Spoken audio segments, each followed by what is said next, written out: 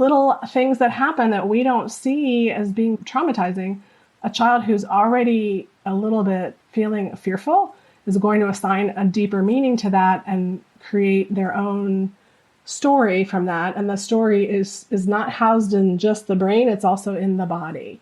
So the body is maintaining that nervous system vigilance forever until they get the kind of support and the love and the care and the restorative practices that will help them. Welcome to Tilt Parenting, a podcast featuring interviews and conversations aimed at inspiring, informing, and supporting parents raising differently wired kids. I'm your host, Debbie Reber, and I have a great episode for you today. Over the past few years, I've seen the word trauma become more and more prevalent in conversations surrounding children, especially differently wired children. So I invited trauma and education expert Sandi Lerman onto the show so we could talk about exactly what's going on with our kids. Have they or are they experiencing trauma at school? What is developmental trauma? What does trauma look like in our children? And how can we respond to and support a child who has experienced trauma? I've been in conversation with Sandi before in her parent community, so I knew this was going to be a rich and important conversation. Sandi comes at this through lived experience as the parent of a young adult adopted at age 10 who has overcome extreme challenges resulting from complex developmental trauma. As a result of her experience, Sandi founded Heartstrong International, a global education company that provides training and coaching programs for parents and teachers of children with developmental trauma. She also offers professional graduate-level programs for trauma-informed specialists, certified parent coaches, and certified educational trainers. So in this episode you're about to listen to, Sandi explains why two different kids might internalize the same experience differently, how kids' bodies hold on to trauma, and the relationship between PDA, or pathological demand avoidance, and trauma. Sandi also walks us through the key tenets of her trust-based connected parenting method in her Heartstrong system. So if your family is going through a difficult time as a result of your child's relationship with trauma, and it seems like nothing makes or will make a difference, have a listen. This is one of those conversations that is not only full of information, but a big message of hope. And now, here is my conversation with Sandi.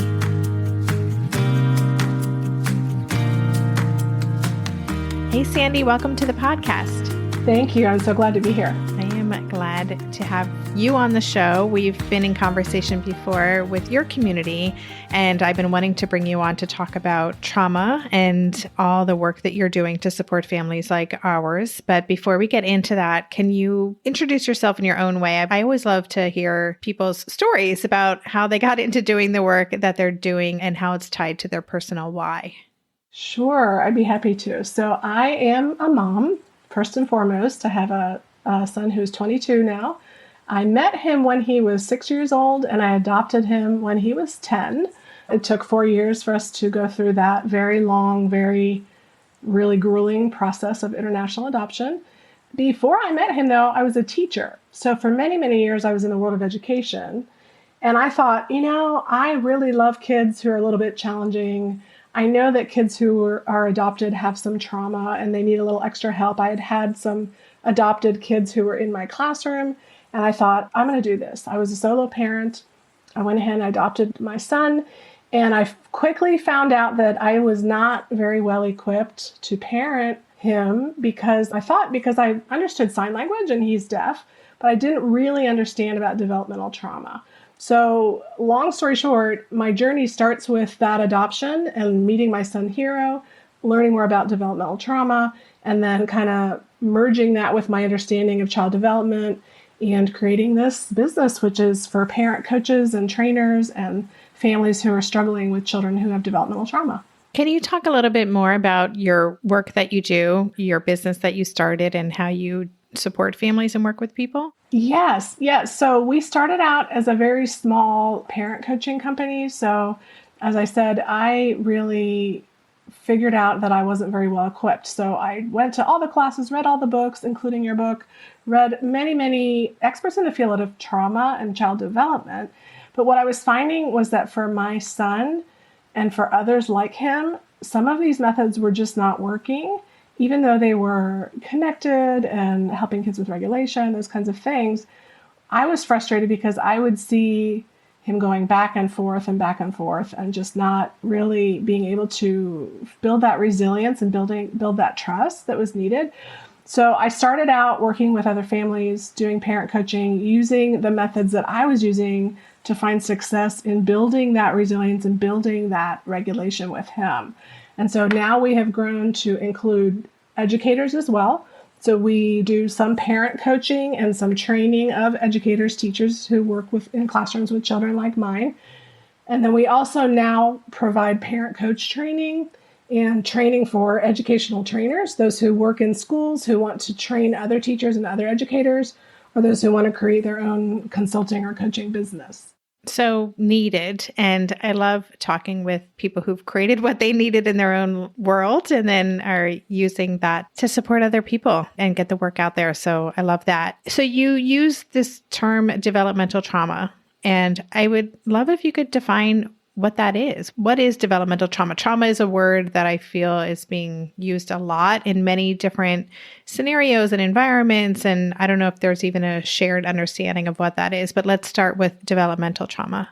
Yeah, so there are a lot of different kinds of trauma, as you mentioned. A lot of times when people think of trauma, they immediately think of medical trauma or post-traumatic stress disorder, veterans who have what we call big T trauma, people who've been through a one-time sort of event that was very traumatic.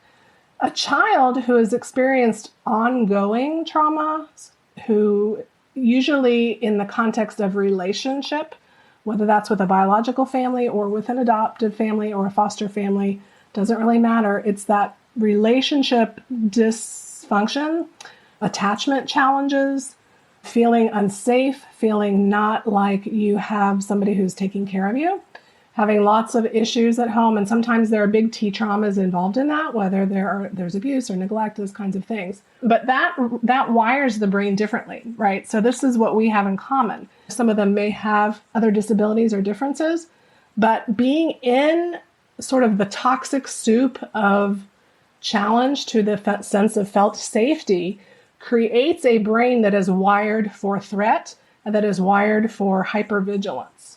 So a lot of our children who were adopted, or even when we can talk about this with neurodivergence, kids who are different in any way go through this sense of not feeling safe in the world many times because the world isn't set up to meet their needs the way they need it done. It's overwhelming. Some people define trauma as too much, too fast, too soon, right? Trauma is not just what happened to you. It's also, that's the famous phrase from Bruce Perry. He says it's not what's wrong with you, it's what happened to you. But it's what happened to you and how did you interpret that? What meaning did you make from that?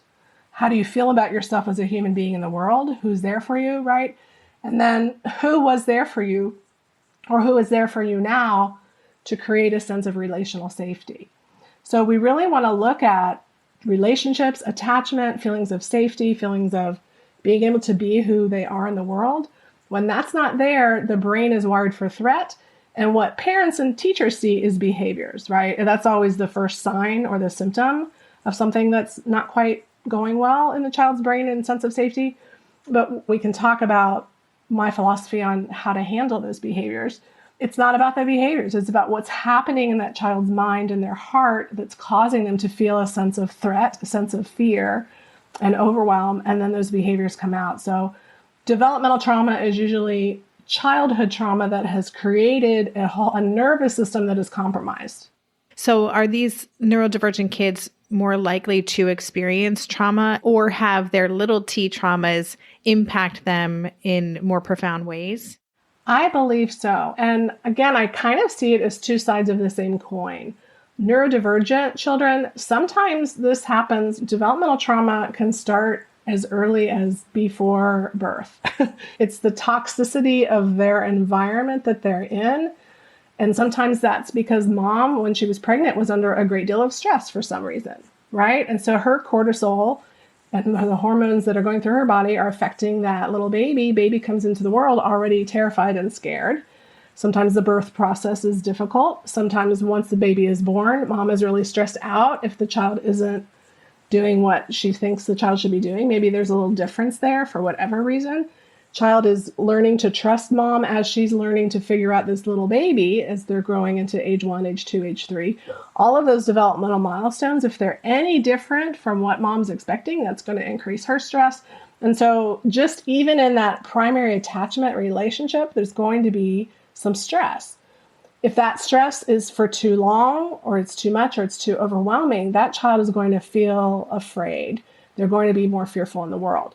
So we want to make sure that moms are getting the support that they need through things like this podcast, through understanding children, understanding neurodiversity, and all of that can protect a child, right? Until school age. Once they get to school, there's so many other things that could be stressful or overwhelming for a child, and so out in, quote, the real world, it's going to be tough. It's going to be tough for kids who have any kind of difference. It doesn't mean that they can't be successful. It doesn't mean that they can't build a healthy nervous system. It just means that we're going to have to add more scaffolding and add more support to make sure that they feel really safe and they feel really understood.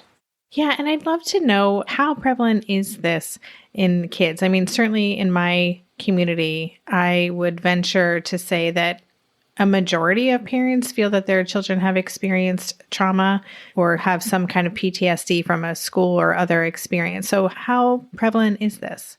I agree with that. I think that when we look at statistics for diagnoses, that's not going to be the same as our lived experience, right? So we don't want to necessarily just look at the statistics, but the statistics do say that, this was pre-pandemic.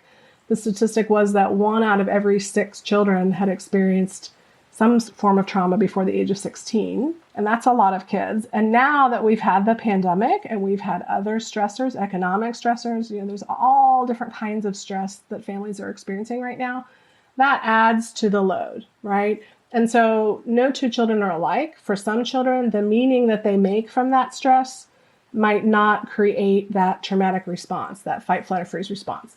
And it might even be 2 different children in the same family, right? So we just don't always know. Some children are a little bit more sensitive to the stress, right? We have highly sensitive children. We have kids who have sensory issues. There are lots of reasons why a child might be more susceptible to that.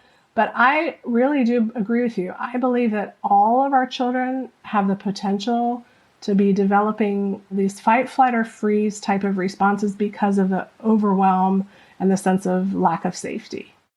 Yeah, and I just want to mention Anya Kamenitz's book, The Stolen Year. I had her on the podcast last fall. Listeners, if you want to listen to that episode, I'll put a link in the show notes. But we talked a lot about that, the ACEs and the adverse childhood experiences, and that a lot of kids experienced because of things like food scarcity and just trauma that they experienced as a result of the pandemic. Right. And of course, before the pandemic, there was a lot of stress. We don't want to just blame it on that. I mean, some of our kids there are all of the isms that are out there. There are social, economic, political, you name it. There are stresses put upon families and children for so many reasons. And certainly food scarcity, and a child who has, like mine, who grew up in an orphanage, who grew up with so much lack of nurture and availability of resources, availability of medical care. That's another thing. He almost died at one point, and they didn't take him to a hospital when he was 2 years old, and he ended up with hearing loss and is now profoundly deaf. They didn't have the resources to take him to the hospital, right? So there are children and here in the US and in Canada as well, right, that have that issue. So there's so many reasons why a child could be experiencing this and be exhibiting behavior. And I think we often jump to, oh, it's a behavior disorder. There's a problem with this child. This child has a learning disability. There might be that, or there might not be that. It might just be a nervous system response to overwhelm because of their trauma. Or it could be both, right? So we don't want to, sometimes I think we spend too much time trying to label the cause when we really can be responding in compassionate ways that are going to be effective regardless of what the official diagnosis is. Yeah, absolutely. We'll be right back after this quick break.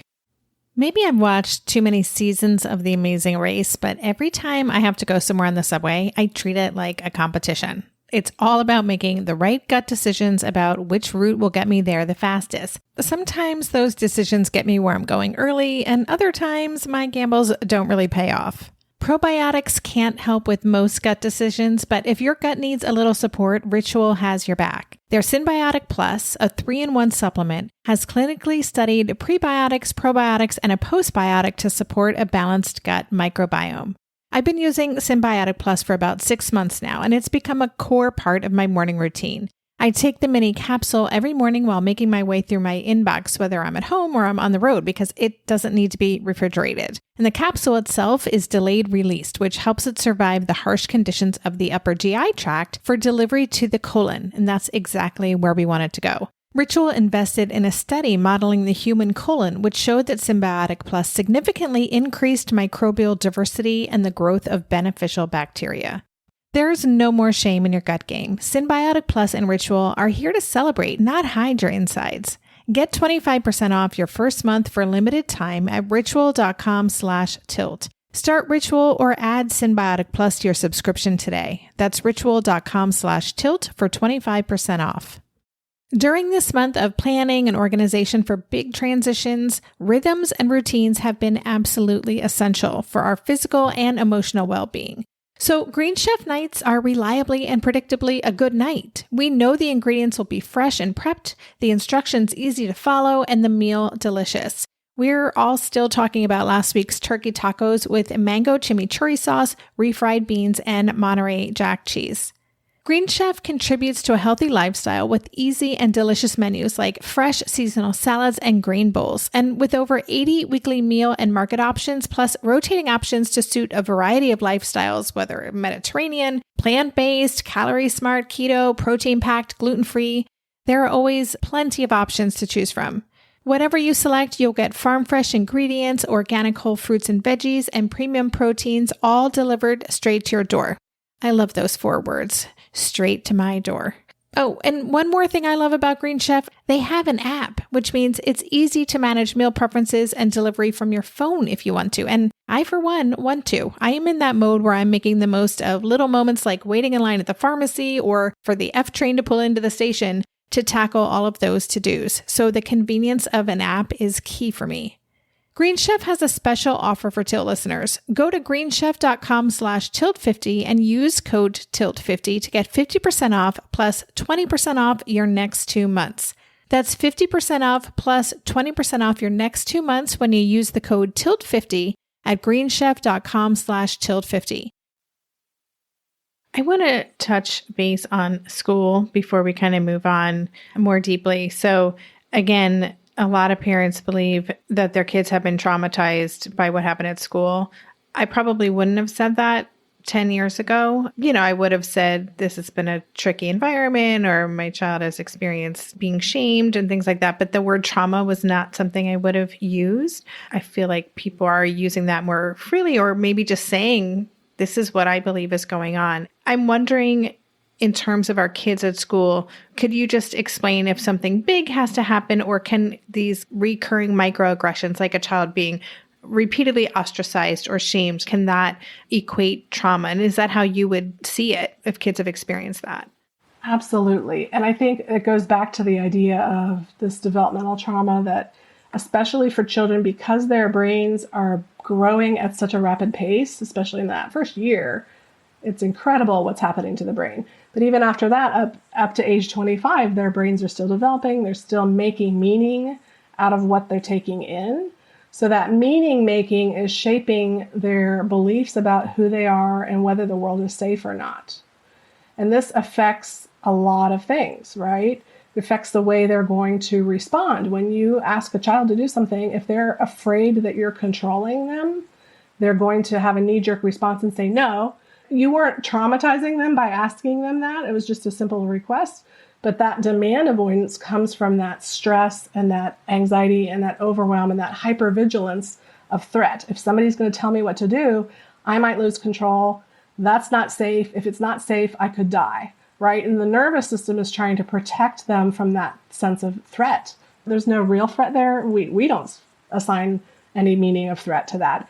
But a child's nervous system, if they're assigning threat to everything, then they're very overreactive, and that's why we see those behaviors. But yes, absolutely. Little things that happen that we don't see as being traumatizing, a child who's already a little bit feeling fearful is going to assign a deeper meaning to that and create their own story from that. And the story is not housed in just the brain, it's also in the body.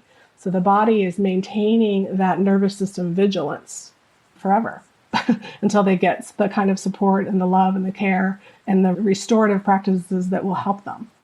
You've talked about making meaning. You've mentioned that phrase several times, and I'm interpreting it one way, just how we make sense of what happens or the story we tell ourselves. But how does a child go about doing that? And are some kids inherently more resilient in making meaning? I guess I'm trying to understand what makes the difference between how a child internalizes an experience. It depends on the attachment experience that they've had as an infant, really.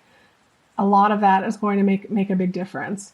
It's also going to depend on what kind of ACEs they've experienced at an early age, right? So if they've had a lot of adversity, and we've talked about how that could be environmental, that could be community adversity, that could be relationship adversity. If the parent is very stressed out, the parent might not be as warm and caring. Some parents aren't as responsive to a baby crying. The baby's laying there, they're crying, nobody's responding, then they're internalizing that in their bodies, maybe not consciously, but their body is beginning to sort of give up on the idea that anybody's going to come help me when I'm in distress, right? So all of those neurons are firing together and wiring together and creating a brain-body story about whether the world is safe or not, right? And so that story, that's why we call it development, because it's developing as the brain is developing. There's a beautiful game. Some of you who are in the field that are listening may know about this game. It's called the brain architecture game. And the idea of this game, and I've used it in parent classes and I've used it to train staff, is that where babies are building their brains. And if an adverse experience happens, that's going to yank out a piece of that architecture. And it's going to make that brain weaker and less able to build the architecture that it needs to be resilient. So if a child is in school and they're 5, 6, 7 years old, and they've already had a compromised nervous system, they're going to be more likely to have that story in their body of threat, right? If that continues throughout school, by the time you have a middle schooler or a high school kid, it's very, very much how they see the world works. They're pushing back, and they've already either given up or they're just very reactive. And it's the longer you wait to give them those protective factors and give them that supportive relationship and help them learn to regulate.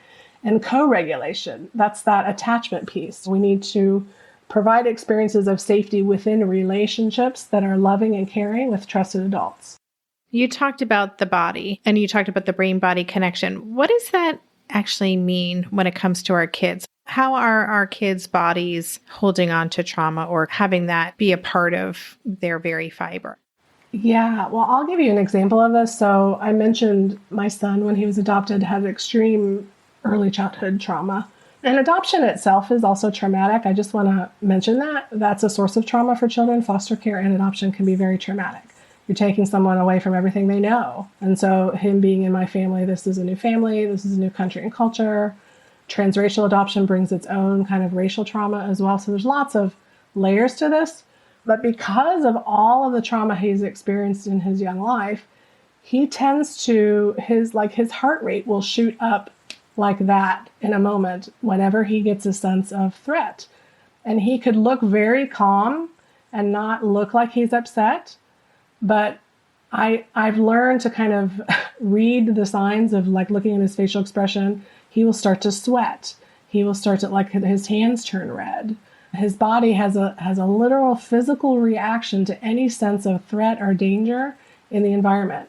And most of it's related to how people are communicating with him. If he senses that a doctor or a provider or an educator or someone doesn't like him or gives him a funny look or doesn't understand him for whatever reason, he will immediately go into that sort of fight, flight, or freeze in that protective mode. And then we have the high heart rate, we have the sweating, and so it's like if you're running a marathon, you can't really have a conversation with someone. And that's kind of what his body's doing. He's running a little marathon of trying to run away from the tiger that he feels is threatening him. That's not really there, but it's in the story that's in his body.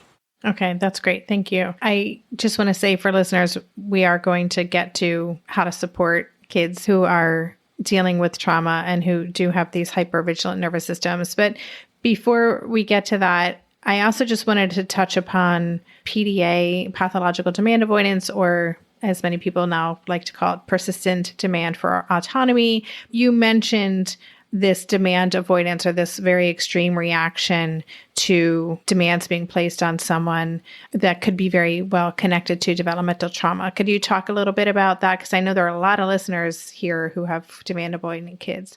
Yes. Well, there are two ways of looking at demand avoidance. Of course, PDA is typically associated as a type of autism, right? It's part of, in the autistic community, there are people who identify as someone who is a PDA person, and that's kind of part of their identity.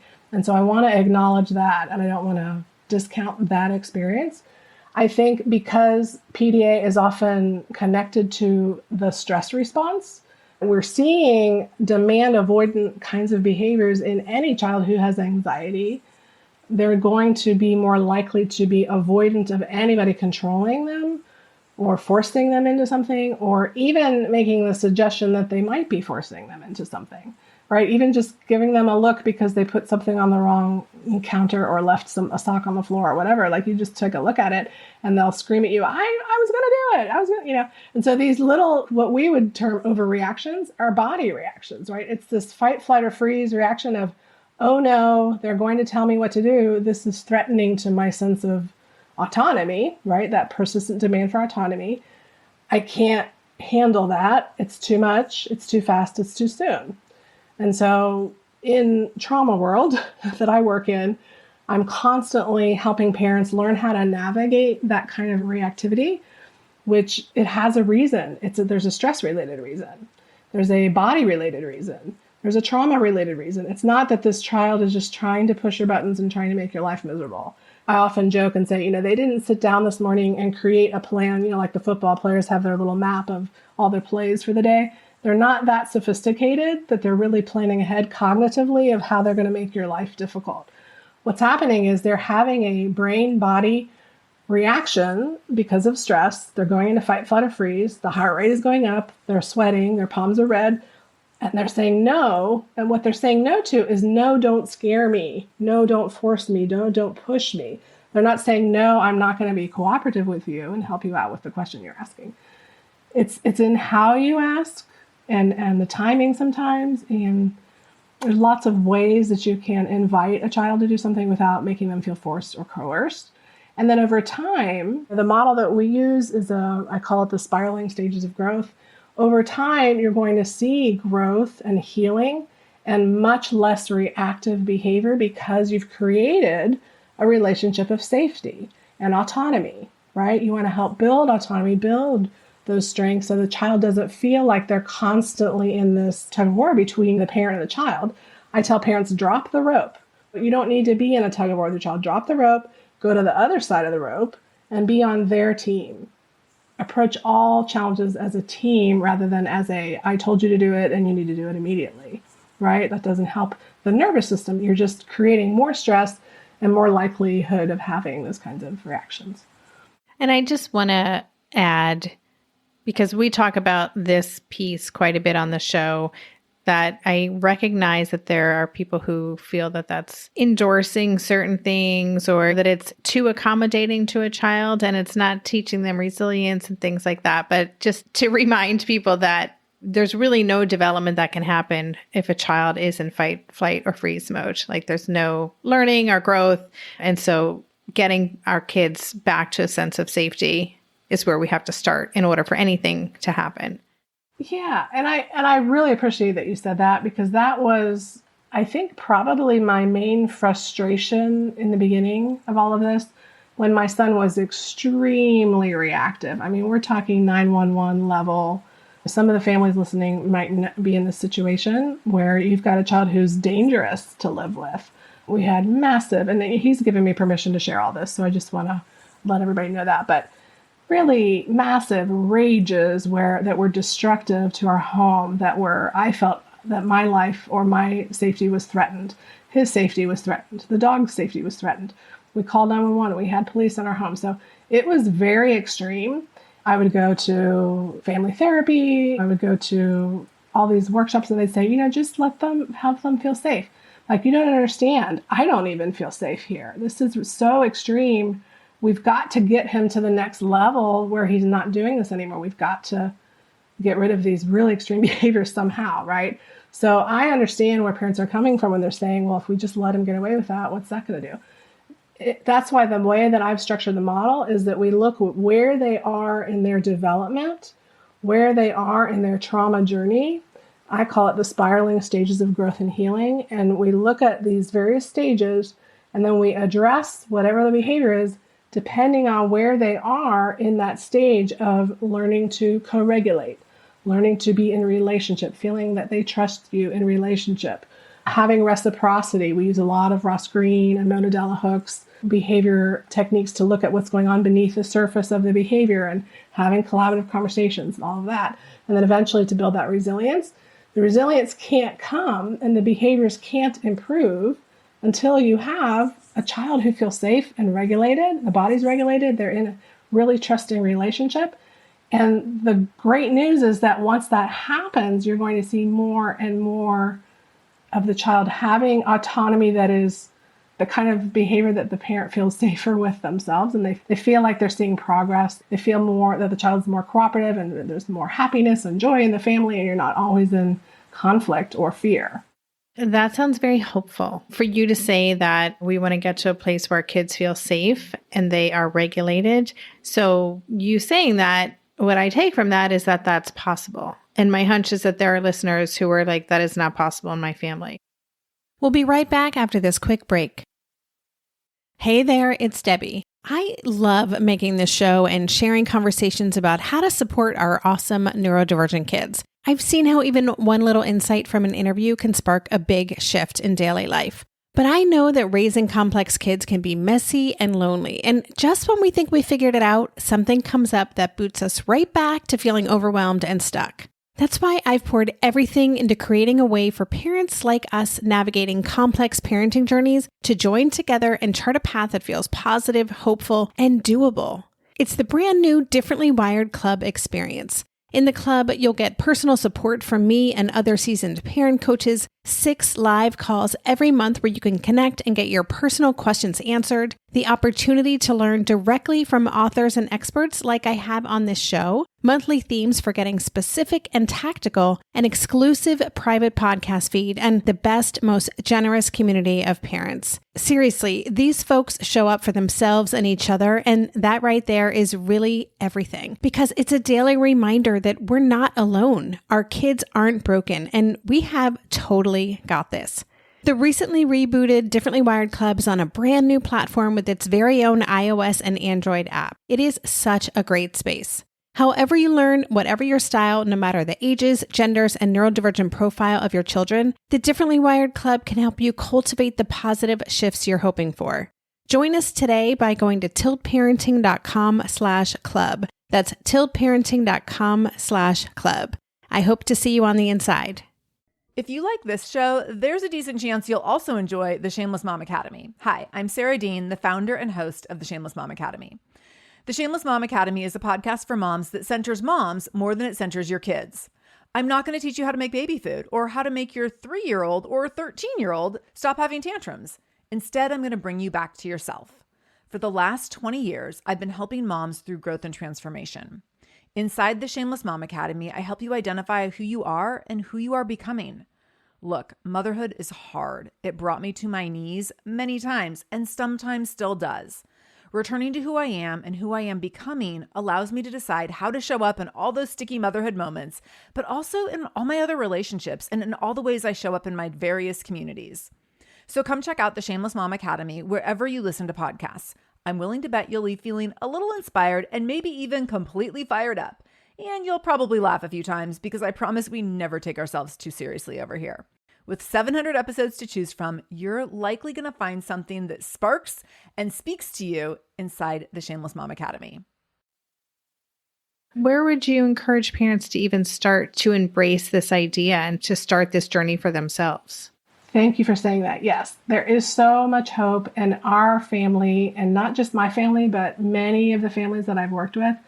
It seems that somehow, and I didn't set out to become an expert in highly explosive and aggressive children. That was never a dream of mine, right? When I adopted or when I started doing parent coaching, this wasn't, I think I'm going to help really kids who are you have to call someone to come help you because they're attacking you. These things never crossed my mind when I went into adoption. But I realized that, okay, this is something I know how to handle now because I've really embraced this idea of starting with compassion for yourself and for the child in front of you, no matter what is happening in the moment.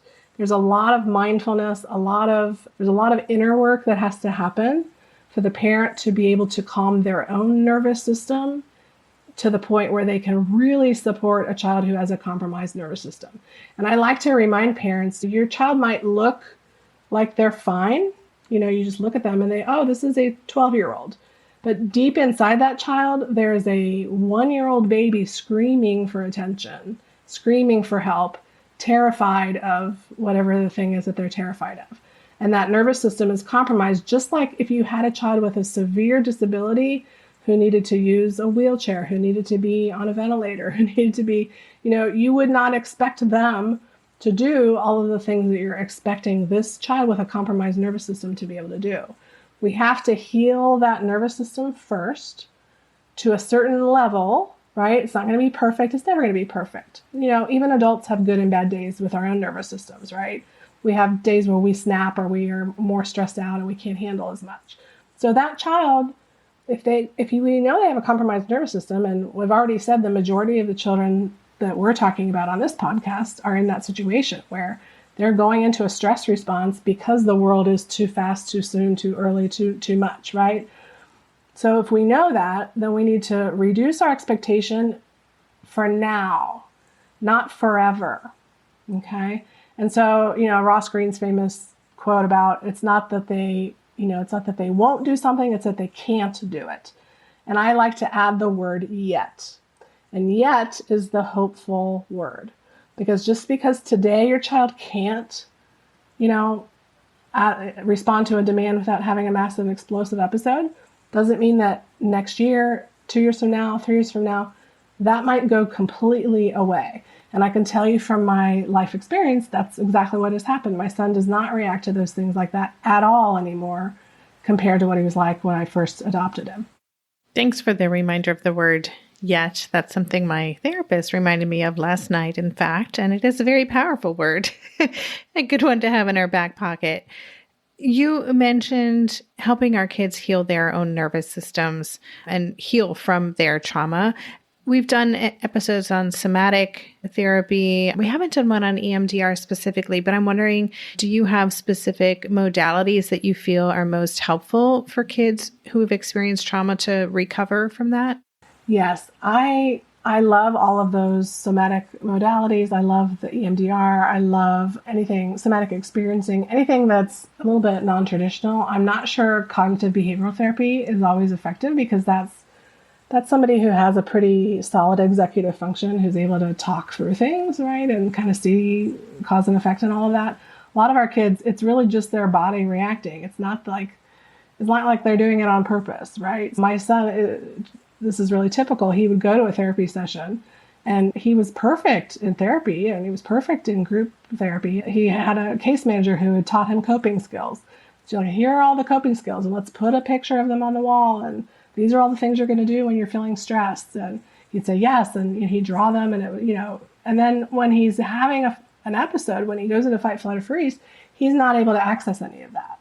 My strong belief is that all of those sort of cognitive types of therapies are wonderful, but only in two situations: when the child is old enough to really want to talk about their trauma, and when they're cooperative and they're going and they feel like it's benefiting them. So I think the person who's therapy is the parent, because they need to regulate their own nervous system first. As far as what helps a child heal, I think any of those somatic kinds of things. For my son, he goes to art therapy. He's a phenomenal artist, and art is the way he expresses himself the most clearly, and it's his love language is art and creating worlds of his own design. And so he uses art to reduce his stress, but also to express his deep, most inner feelings, right? And so I think art therapy, animal therapy, all of those things can be really effective. But the number one thing that is the most effective is healing within a trusted relationship. Developing a relationship of trust and cooperation and collaboration, and not forcing the child, and helping them feel that they are safe, loved, and accepted for exactly who they are, exactly where they are on that spiral that I mentioned before. If you're in crisis, the first stage is crisis. The only thing you can do is respond with compassion. There's not going to be any growth right now. We're not working on growth and healing. We are working on being compassionate, first for ourselves and then for the child.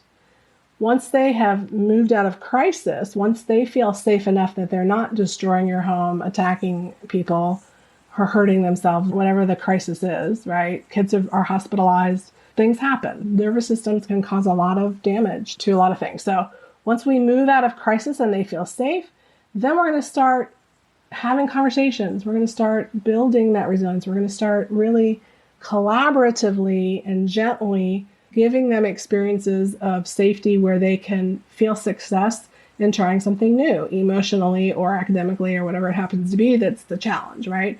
And then we just baby step that, and we scaffold, and they grow a little bit more, and we scaffold, and they grow a little bit more. And then eventually you take that scaffolding off, or you take those training wheels off, and they don't always have to co-regulate with you. They can start to self-regulate more and more. But we start with co-regulation. You are going to be the executive function and the nervous system for the entire family for a little while, right? Your calm nervous system, there's a thing called mirror neurons. You're going to be contagious to your child, just like your child's nervous system is contagious to you. Studies show that when we are in a heightened state of fight, flight, or freeze, other people around us are going to feel that too. But when you calm down yourself, the child will eventually calm with you. Over time, with a lot of modeling, a lot of practice, a lot of reassurance, the child will learn their own coping strategies. And Hiro uses his art, he uses pets. I'm trying to think what else he uses. There's lots of different things that we do.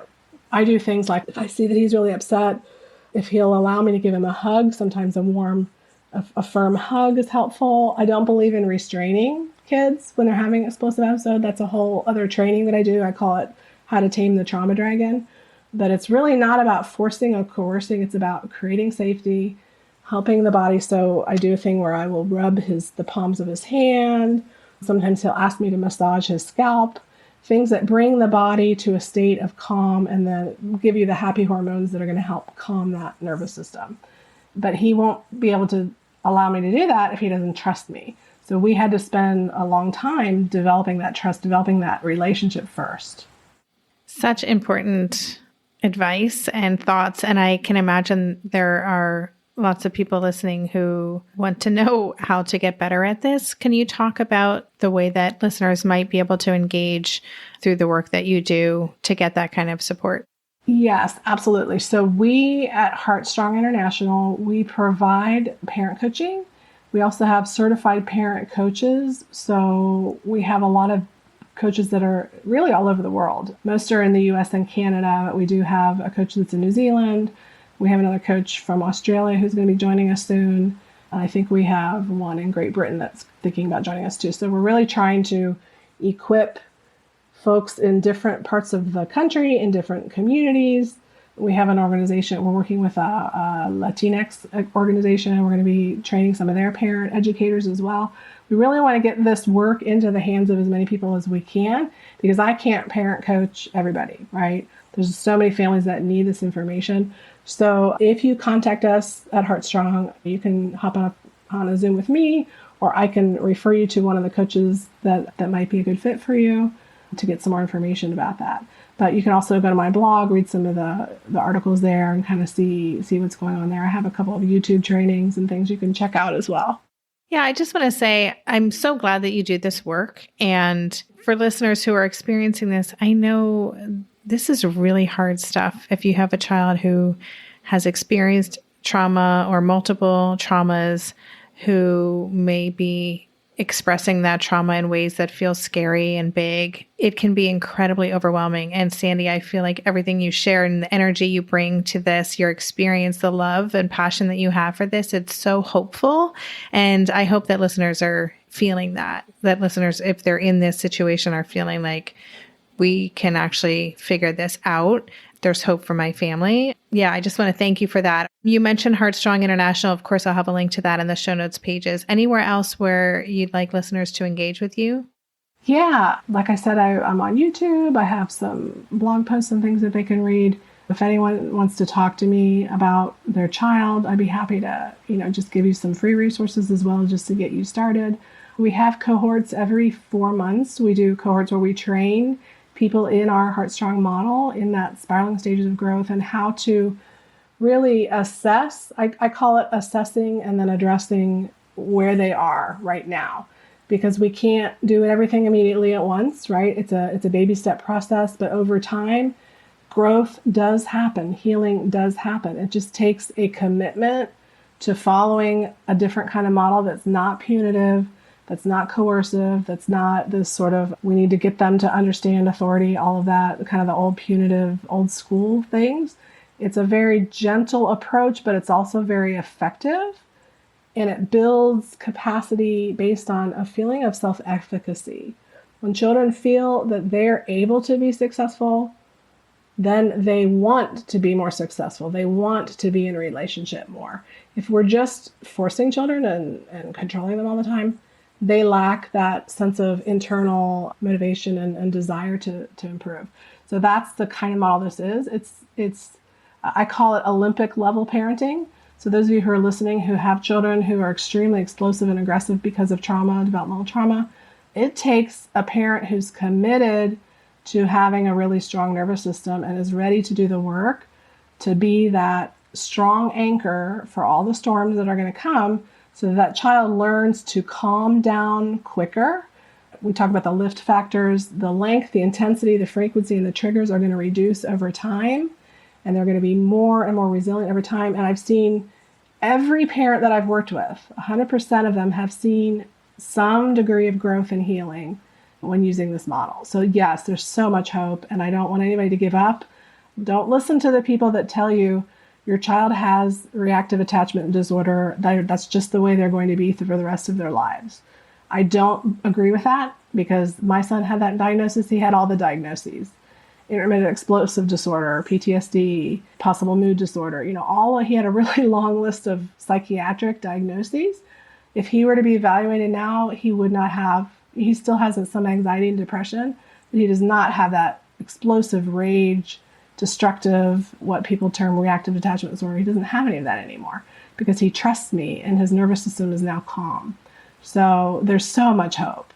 Thank you. That's so good to hear. I so appreciate, again, the work that you're doing, that you turned your life experience into such a generous offering for so many people. So thank you. Thanks for everything you shared today. It was really lovely to chat with you. And thank you for the work that you do. It's wonderful. You've been listening to the Tilt Parenting Podcast. To go deeper into this episode, visit the extensive show notes page. For every episode, there's a dedicated page on my website with links to all the resources mentioned, a full transcript, and a podcast player with key takeaways marked so you can easily go back and re-listen to the sections you're most interested in. Just go to tiltparenting.com/podcast and select this episode. The Tilt Parenting Podcast is hosted by me, Debbie Reber, author of the book Differently Wired and the founder of Tilt Parenting. This episode was edited by Andrea Curtis Amasquita, and show notes were put together by myself, Andrea, and Lindsay McFadden. If you get a lot out of this podcast and want to help cover the cost of its production, please consider joining my Patreon campaign. On Patreon, you can sign up to make a small monthly contribution, as little as $2 a month, and it's super easy to sign up. Just go to patreon.com/tiltparenting to learn more, or click on the Patreon link on any show notes page. To follow Tilt Parenting on social media, go to @TiltParenting on Instagram and Twitter and on Facebook. Lastly, please help this podcast stay visible and easily found by the listeners who need it by subscribing and leaving a rating or a review on Apple Podcasts or wherever you listen to podcasts. Thank you so much. And that's all for this week. Stay safe, stay well, and take good care. And for more information about this podcast or any of the resources that Tilt offers, visit tiltparenting.com.